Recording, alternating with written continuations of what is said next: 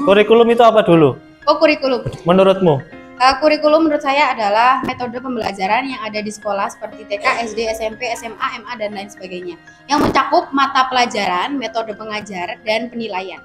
Pada umumnya menurut saya kurikulum memiliki tujuan untuk mengembangkan pengetahuan, keterampilan, dan nilai-nilai pada peserta didiknya. Terima kasih untuk kakak Seni ya. Ada lagi yang mau mengembangkan pendapatnya? Titis. Enggak.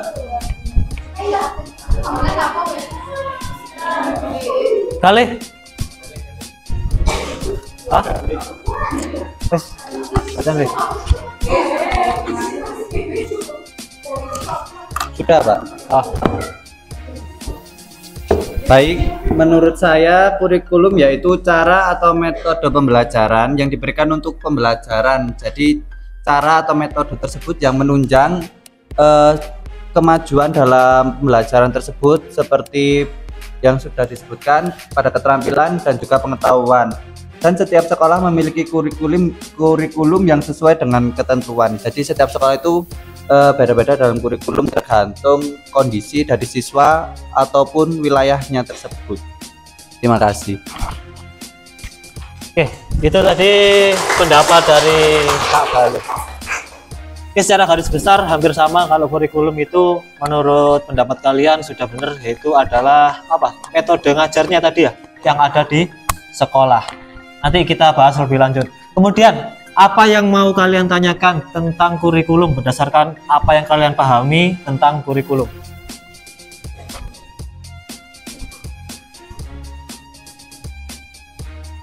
Ada yang mau ngomong? Krisis banget pertanyaannya.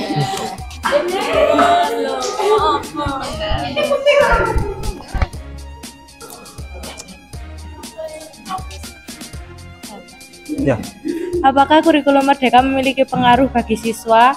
Kenapa kurikulum yang diubah yaitu kurikulum Merdeka tidak diterapkan pada kelas-kelas selanjutnya? Oh ya. Terima kasih. Ada lagi? Kalian lagi? Ini untuk pertanyaan yaitu kenapa kurikulum selalu berubah-ubah dan mengapa hal tersebut terjadi.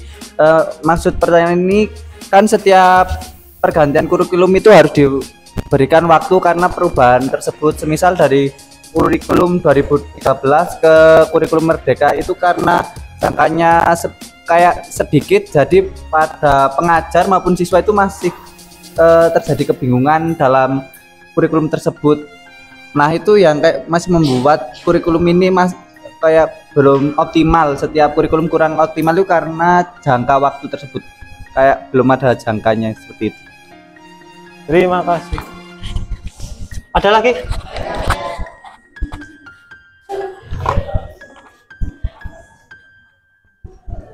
Ya baik, saya mau bertanya, apakah dengan menggunakan kurikulum Merdeka pembelajaran menjadi lebih efektif? Dan coba dijelaskan serta dibandingkan dengan di saat menggunakan kurikulum 2013. Terima kasih.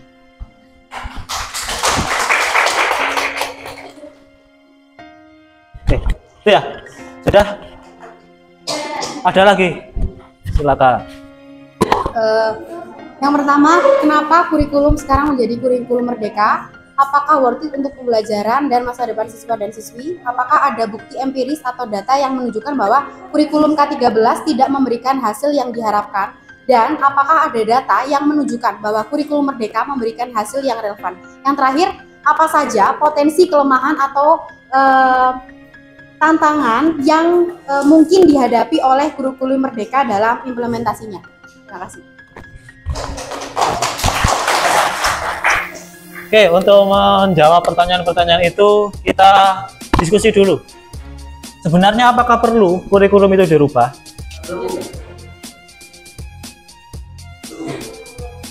Mengapa kurikulum perlu berubah?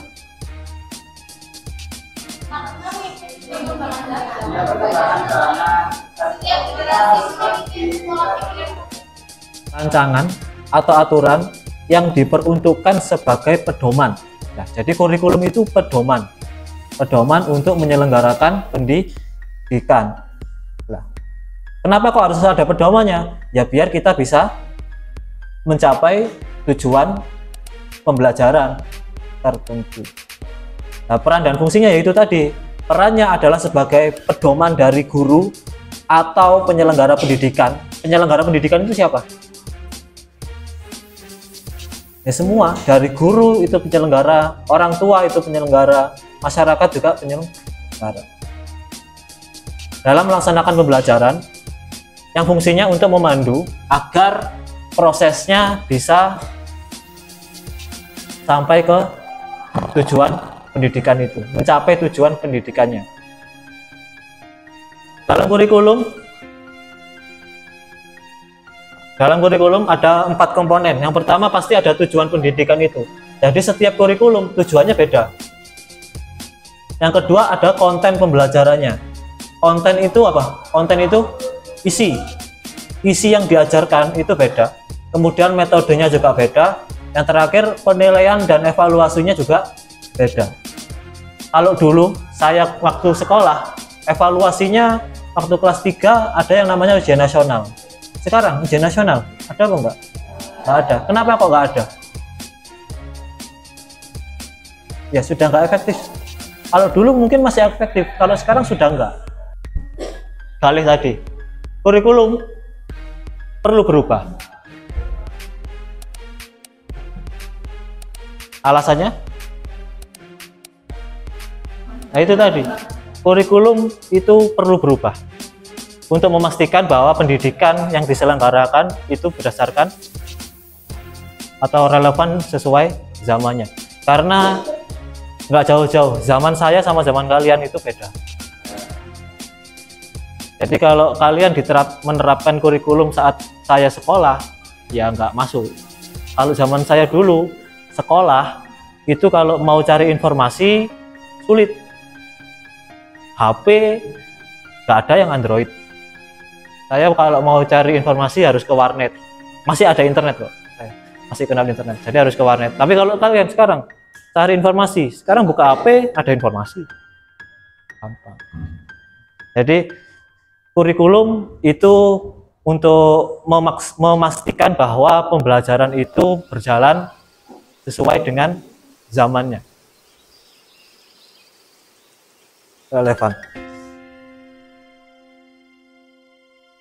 Nah, sekarang kita mengadaptasi kurikulum. Kalau kita memaknai kurikulum merdeka yang berlaku sekarang, kurikulum merdeka itu luas. Kenapa kok namanya kurikulum merdeka? Ya biar sekolahnya merdeka. Bukan muridnya yang merdeka, bukan gurunya yang merdeka, tapi sekolahnya yang merdeka. Merdeka maksudnya merdeka di sini, berarti sekolah itu diberi kebebasan untuk menyelenggarakan pendidikan. Tapi tetap ada acuannya dari kurikulum merdeka. Jadi kalau kita bandingkan sekolah kita SMA Negeri 1 Ngantang sama mungkin SMA Negeri 1 Batu ya, tetangganya wes SMA Negeri 1 Ngantang sama SMA Negeri 1 Batu, walaupun sama-sama pakai kurikulum merdeka, tapi pembelajarannya nggak sama. Proses pembelajarannya nggak sama. Kenapa? Ya karena beda. Ngantang sama Batu itu culture-nya sudah beda kan. Ngantang banyak muridnya sing ngarit, di Batu jarang. Di Ngantang itu kalau namanya bioskop, di Batu gampang banget lihat bioskop. Kalau di Ngantang nunggu waktu ya. Kalau di Ngantang nggak ada bioskop. Apalagi kalau kita sudah beda pulau, di Jawa sama di Kalimantan. Di Jawa itu ada yang namanya kereta api, kalau di Kalimantan nggak ada yang namanya kereta api ya. Itu saja di beda tempat itu sudah beda fasilitas. Apalagi kita sama SMA Batu ya beda fasilitasnya, jadi kita nggak bisa menyelenggarakan pendidikan yang sama persis. Jadi setiap sekolah itu punya penyelenggaraan pendidikan yang bebas, merdeka. Yang penting tetap ada pedomannya atau acuannya dari pusat tentang kurikulum merdeka itu. Makanya namanya kurikulum merdeka. Jadi kalau kalian memaknai kurikulum merdeka kok muridnya nggak merdeka, ya memang bukan muridnya yang merdeka, tapi penyelenggaraannya yang merdeka. Nah itu menunda materi, ada proyek P5 yang menunda materi itu ya. Ya karena di sini kurikulum merdeka itu sudah bukan materi lagi yang dikejar, tapi adalah karakternya juga. Bukan materinya, tapi kompetensinya.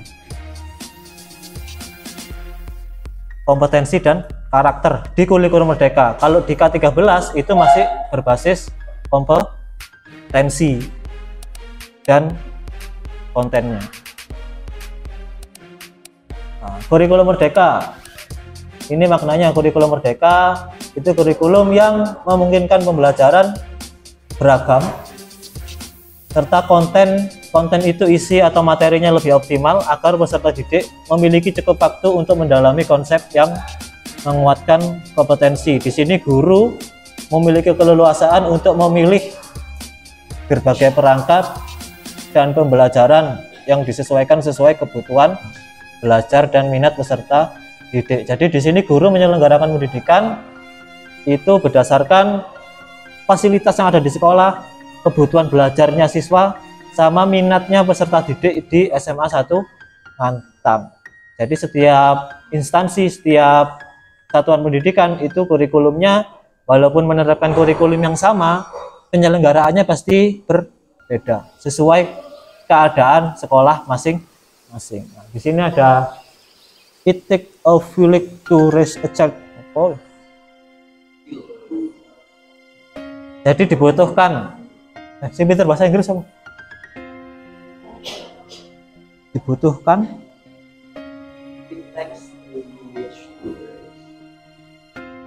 Dibutuhkan seluruh desa untuk membesarkan seorang anak.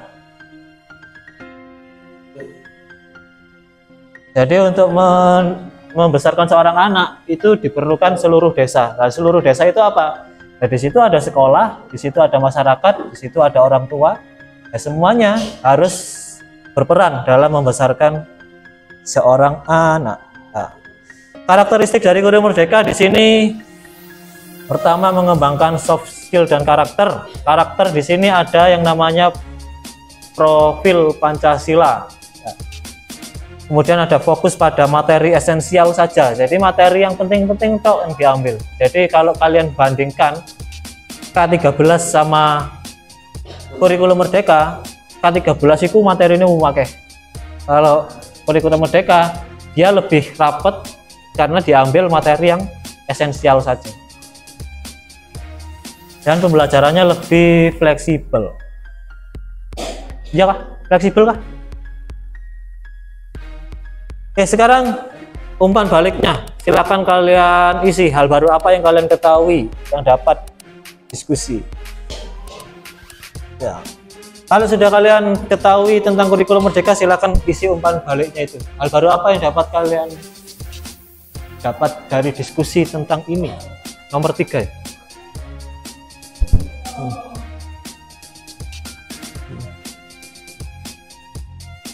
Ya, nomor 1 sama nomor 2 isinya.